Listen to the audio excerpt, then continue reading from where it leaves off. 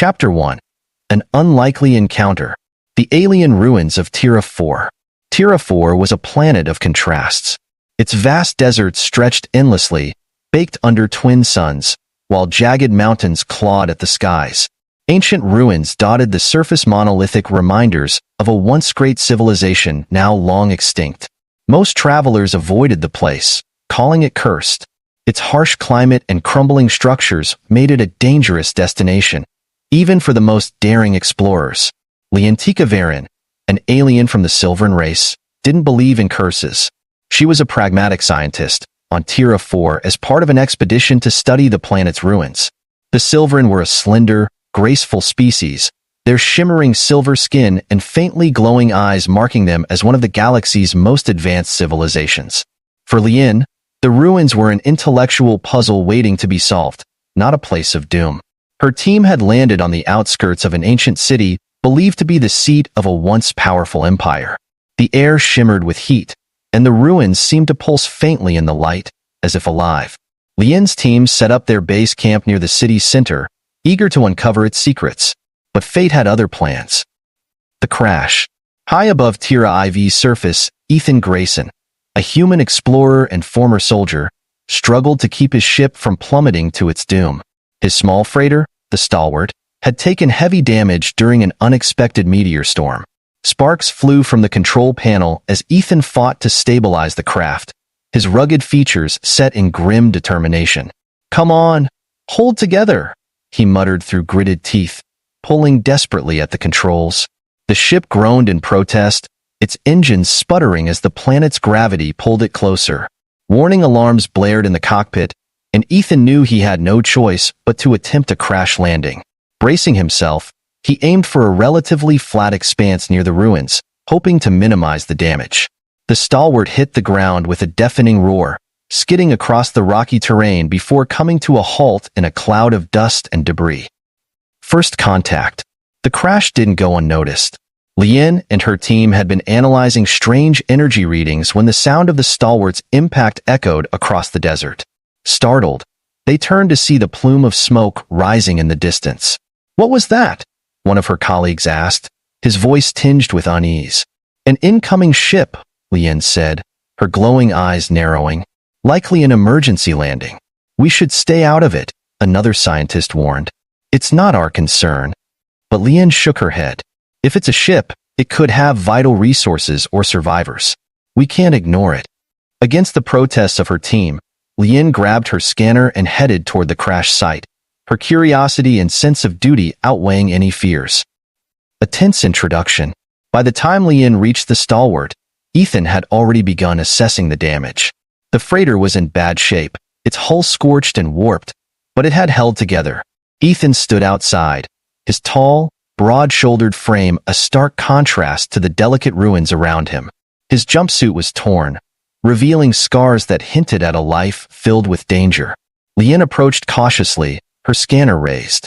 "Identify yourself," she called out, her melodic voice carrying an edge of authority. Ethan turned, startled by the sudden appearance of the silver-skinned alien.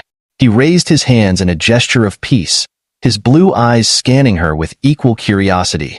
"Name's Ethan," he said, his voice calm but wary. "Just a traveler who got caught in a bad storm. Ship's fried, but I'm alive." Lien lowered her scanner slightly, noting the lack of hostility in his tone. "You're human." Ethan smirked. "Last I checked. And you're not." Her eyes narrowed. "Silverin. My team is conducting research here.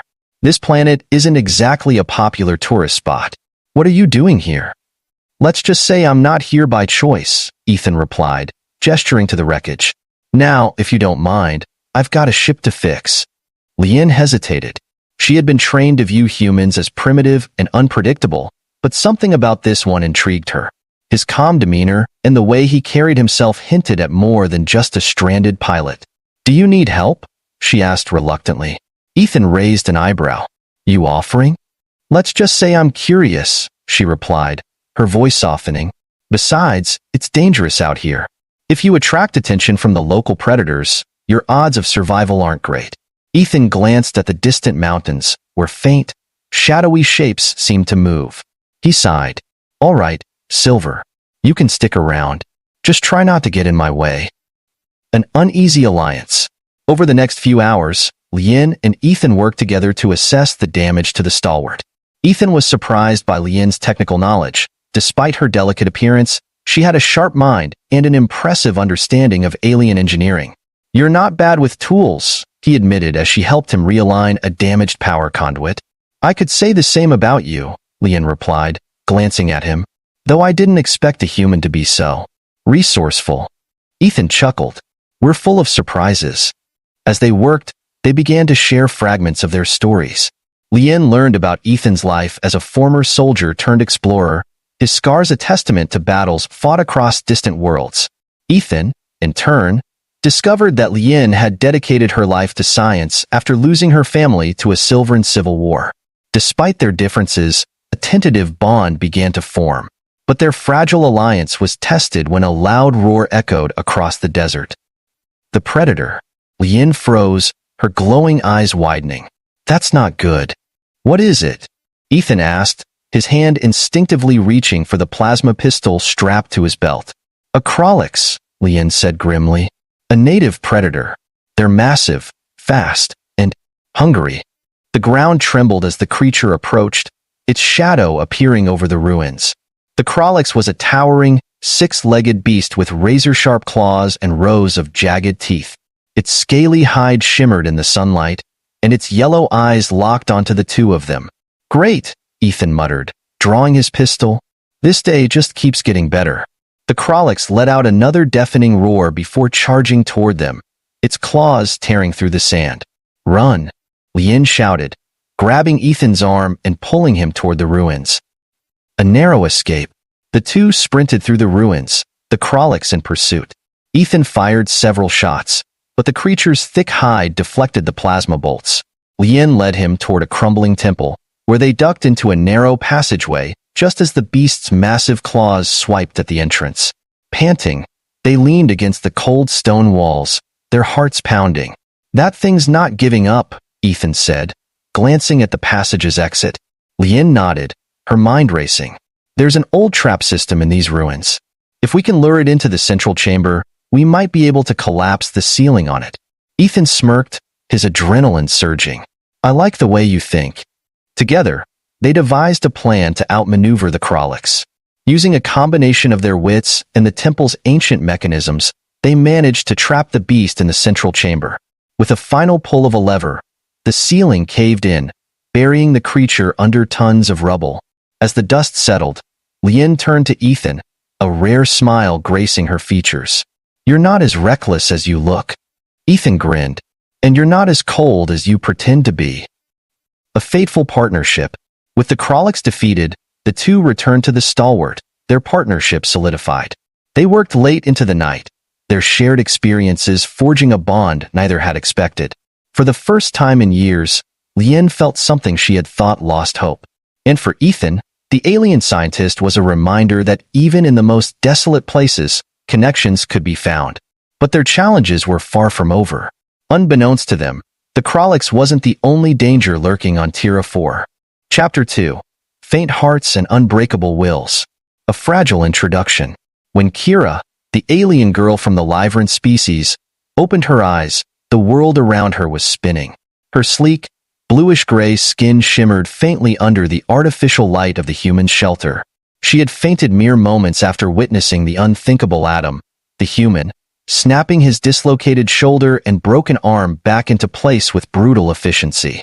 Her species, the Liverans, were known for their grace, sensitivity, and reliance on advanced medical technology. Pain was alien to her, something Liveran culture had eradicated centuries ago. Even minor injuries were treated instantly with biorepair pods. The idea of enduring pain, let alone fixing a broken bone by sheer willpower, was unfathomable. Adam, however, seemed entirely unbothered. His rugged hands, calloused from years of survival, had reset the bones with precision, and he had returned to his work as if nothing had happened. When Kira regained consciousness, she found herself staring into his sharp, concerned eyes. "You all right there, kid?" Adam's voice was gruff, tinged with a hint of humor. "You dropped like a sack of potatoes." Kira struggled to sit up, her golden eyes wide with a mixture of confusion and fear. What? What did you do to yourself? Adam blinked, clearly puzzled by her reaction. What, my arm? Oh, just a little reset. It's not the first time I've had to do it. Keeps the bones lined up until it heals. Kira shuddered. But the pain, how could you endure it? Adam shrugged, flexing his injured arm experimentally. Pain's just part of life. You get used to it. Used to it? Kira's voice cracked, her mind reeling. The Liverans had always viewed humans as barbaric creatures, but this was beyond her comprehension. You're insane. Maybe, Adam said with a smirk, but I'm alive, aren't I? Cultural clashes. Over the next few hours, Kira couldn't help but observe Adam with a mix of fascination and trepidation. He moved with a purpose, tending to the shelter they had taken refuge in, a makeshift outpost constructed from scraps of old starship hulls. It was crude but functional, a testament to Adam's resourcefulness.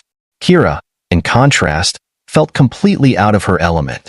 Her sleek, elegant clothing was torn and dirted from her crash landing, and her advanced Liveran technology had been rendered useless by the planet's electromagnetic storms. She had never been so vulnerable, so dependent on someone else, let alone a human. You gonna sit there gawking all day? Or are you gonna help?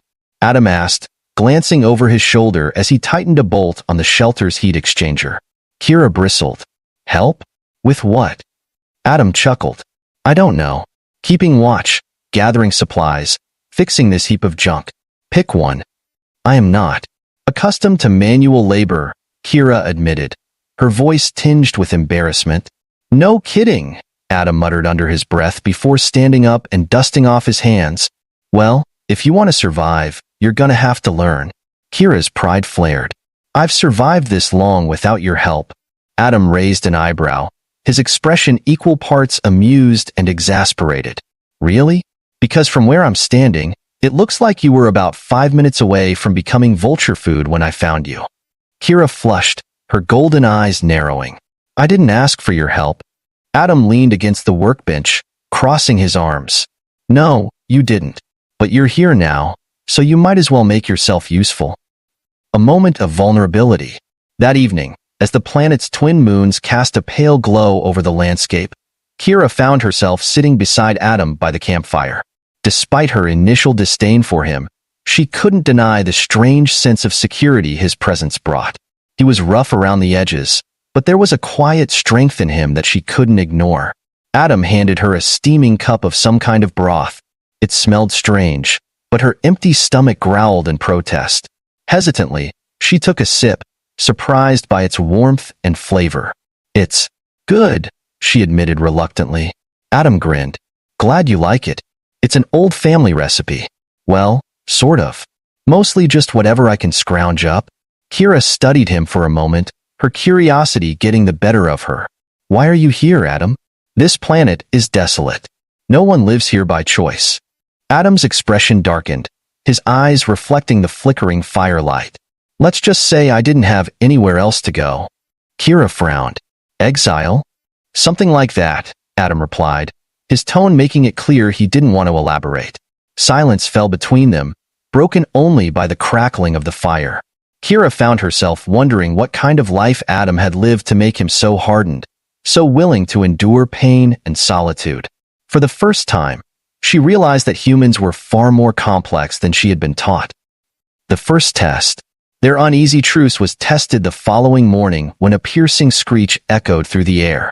Kira froze, her blood turning to ice as she recognized the sound. Sky predators, she whispered. Adam grabbed his rifle, his expression grim.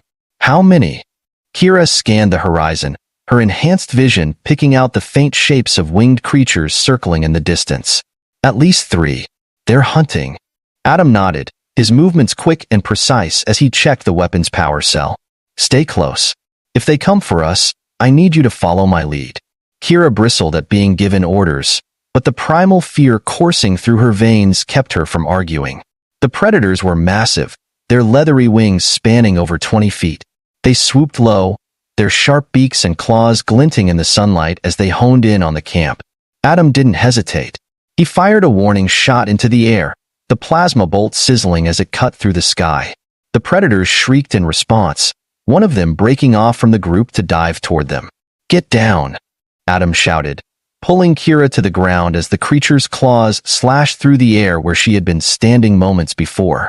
Kira's heart pounded as she watched Adam stand his ground, firing shot after shot at the predator. His aim was steady, his movements calculated, but the creature was relentless. Finally, a well-placed shot struck its wing, sending it crashing to the ground in a flurry of feathers and dust. The other predators circled once more before retreating, their screeches fading into the distance. A fragile alliance. As the dust settled, Kira turned to Adam, her expression a mixture of awe and disbelief. "You could have run. Why didn't you?" Adam shrugged, lowering his rifle. "Running doesn't solve anything. Besides, I wasn't about to let those things make a meal out of us." Kira stared at him, her earlier disdain melting away. For the first time, she saw Adam not as a barbaric human, but as someone who had chosen to protect her despite having every reason to abandon her. "Thank you," she said softly. Adam offered her a small, lopsided smile. "Don't mention it. Now, let's patch up this place before they come back." As they worked side by side, an unspoken understanding began to form between them. They were two strangers from vastly different worlds, forced to rely on each other in a hostile environment. And though they didn't yet realize it, their unlikely partnership would change both their lives forever. Chapter 3. The Trials of Survival. New Challenges on the Alien Frontier.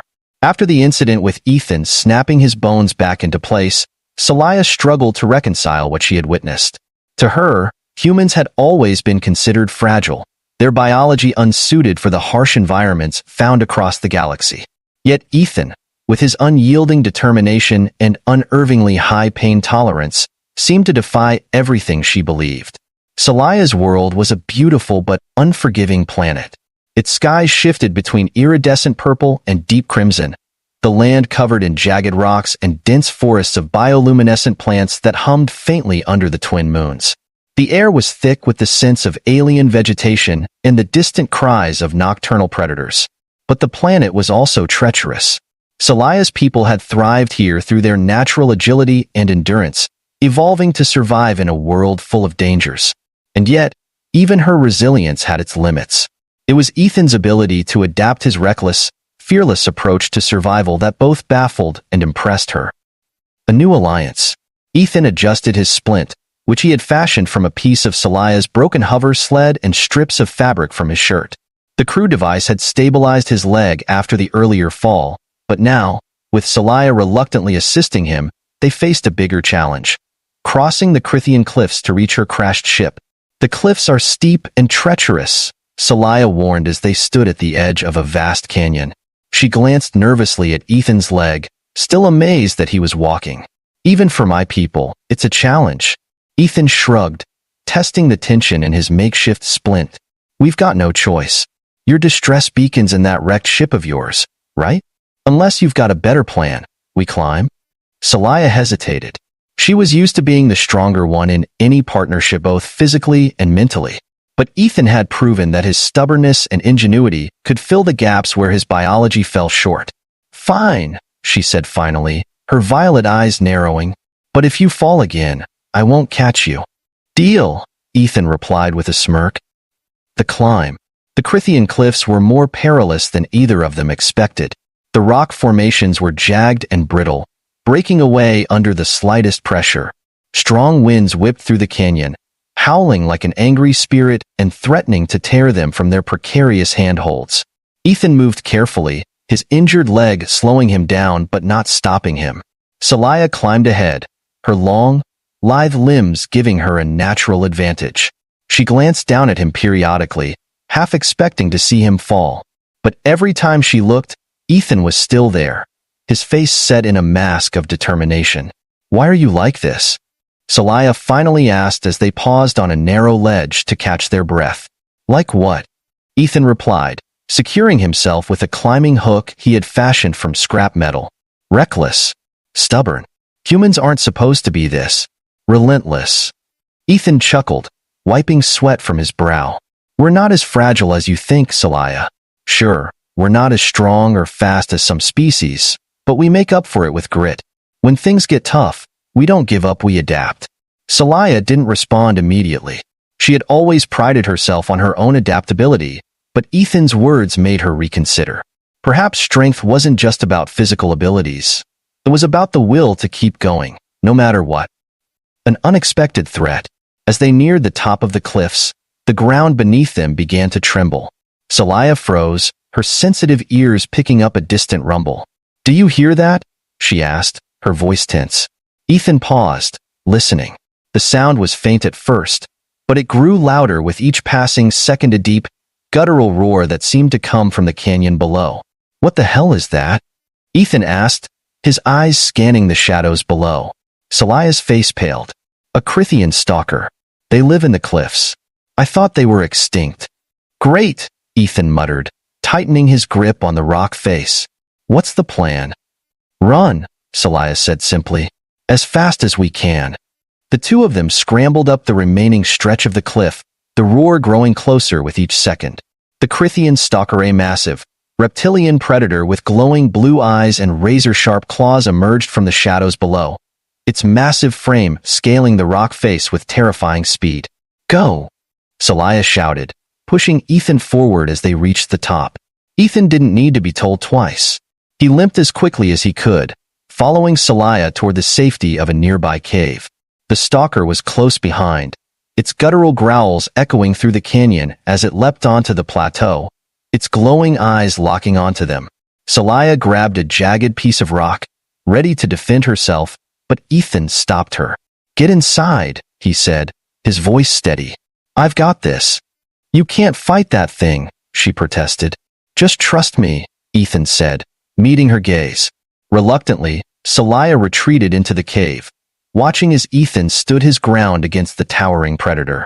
The stalker charged, its claws slashing through the air, but Ethan ducked and rolled, using the terrain to his advantage. His movements were slow and clumsy compared to Celaya's, but they were calculated, each one designed to buy him a few more seconds. Finally, as the stalker lunged for him, Ethan activated a small device he had pulled from his pack, a plasma detonator he had salvaged from Celaya's wrecked hover sled. The explosion rocked the plateau, sending the stalker tumbling back into the canyon with a deafening roar. When the dust settled, Ethan limped into the cave, his face pale but triumphant. "Told you I had it under control." Celaya stared at him, her mouth slightly open. "You're insane." "Maybe," Ethan said with a shrug, "but it worked." A new understanding. The next morning, the two of them finally reached Celaya's crashed ship. It was in worse shape than Ethan had expected, its hull cracked and its systems fried. But the distress beacon was intact, and with a little work, Ethan managed to get it operational. As they waited for rescue, Celaya sat beside Ethan, her expression thoughtful. "You're not what I expected, Ethan," she said finally. "Humans. I always thought of your kind as weak, easily broken. But you've proven me wrong." Ethan smiled, leaning back against the ship's hull. "We're full of surprises." Celaya nodded, her violet eyes meeting his. "Thank you. For everything." Ethan shrugged. "You'd have done the same for me." "Maybe," Celaya said with a small smile. "But I wouldn't have snapped my own bones back into place." Ethan laughed, the sound echoing across the alien landscape. For the first time since arriving on the planet, he felt at peace. As the rescue ship descended from the sky, its engines kicking up a cloud of dust, Ethan and Celaya stood side by side, ready to face whatever came next together. Chapter 4. Strength Beyond Flesh. The aftermath of the trial. The night after the trial in the Zinvara arena, the tension across the station was palpable. Humans and aliens alike buzzed with whispered conversations about Eli's shocking resilience. Stories of his defiance in the face of pain had spread like wildfire through the galactic outpost. For Vera, the young alien woman who had fainted at the sight of Eli, resetting his shattered arm during the duel, the memories of the event clung to her like frost. Despite her mortification at passing out in public, she couldn't shake the image of Eli's calm expression and how his species' ability to withstand physical trauma defied everything she'd learned about biology. Sitting in her modest quarters, Vera replayed the moment in her mind. Why had the human done it? She'd seen warriors stronger than most crack under the pain of even superficial wounds, Yet Eli had behaved as though his agony were just an inconvenience. Was it bravery? Stupidity? Or something deeper? She had to know. But before she could formulate a plan, her thoughts were interrupted by a soft chime at her door. "It's open," she called, expecting one of her colleagues, or perhaps another alien offering condolences about her fainting spell. Instead, it was Eli. Unexpected visitor. The human leaned casually against the doorframe, his arm in a sling but his expression unreadable. "I figured you'd want answers," he said, his voice carrying a tired but amused undertone. Vera blinked, taken aback by his directness. I wasn't expecting you," she stammered, her pale green cheeks darkening in embarrassment. "Please come in." Eli stepped inside, his towering frame making her small quarters feel even smaller. He gave the room a quick glance, his eyes lingering briefly on the shelf, lined with Zenvara cultural artifacts before turning back to her. "You passed out," he said bluntly, though there was no malice in his tone.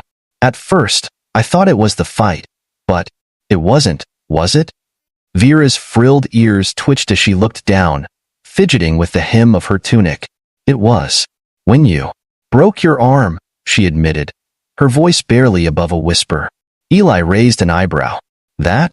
I didn't think anyone was paying attention to that part."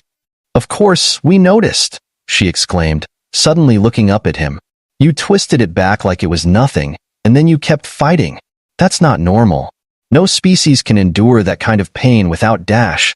She stopped, realizing how loudly she was speaking, and lowered her voice. "Without serious consequences." Eli smiled faintly. "Yeah, well, humans are built a little differently." Resilience beyond belief. Eli took a seat on one of the low chairs in her quarters, wincing slightly as he adjusted his sling. "You're not the first alien to ask about it. You probably won't be the last. Thing is, humans don't really advertise what we're capable of. Not until we need to, anyway." Vera tilted her head, her curiosity growing. "What do you mean?"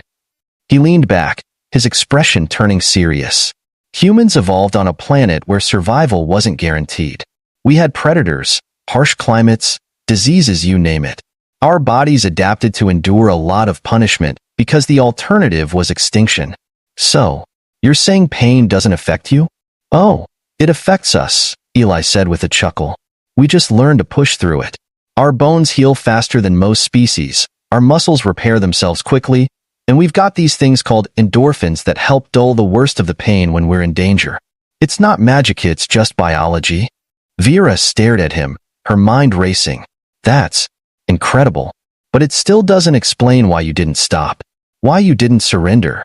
Eli's gaze softened. "Because giving up wasn't an option. That duel wasn't just about me, it was about showing everyone that humans aren't as fragile as they think. And maybe proving that to myself, too." In alliance forms. Their conversation stretched late into the night, Vera bombarding Eli with questions about human biology, culture, and history. For the first time since arriving on the station, Eli felt like someone truly wanted to understand him not as a curiosity, but as a person. In turn, Vera shared her own experiences, explaining the rigid social structures of her people and how her fascination with other species often made her an outcast. She admitted that her fainting had been deeply embarrassing, but Eli reassured her with a grin. "Hey, at least you didn't puke," he teased.